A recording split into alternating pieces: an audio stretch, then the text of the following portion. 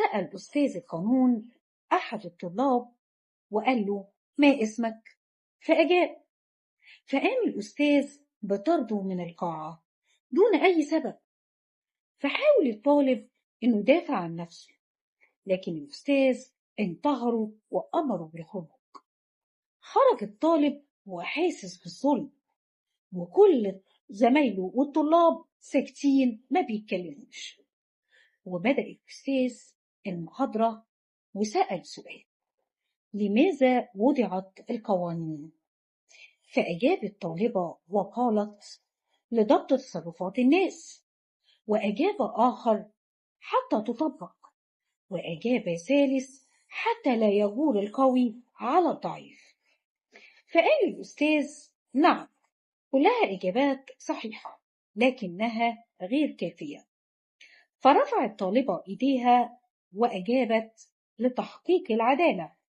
فابتسم الأستاذ وقال: نعم، هذا هو الجواب الصحيح. لقد وضعت القوانين لضمان وتحقيق العدالة.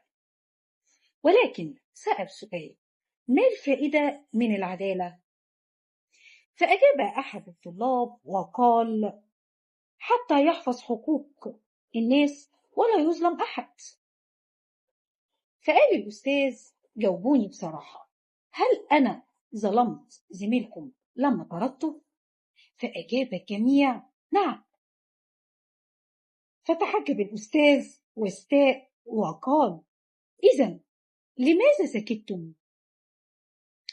إذا سكتتم عن الظلم وفشلتم في الدفاع عن الحق فقد تفقدون إنسانيتكم، والإنسانية غير قابلة للتفاوض.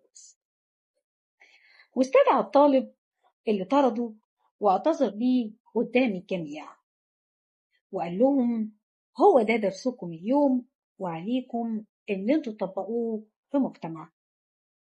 وخليك فاكر إن من جوه دماغك هنطلع اللي بيخطرش على بالك.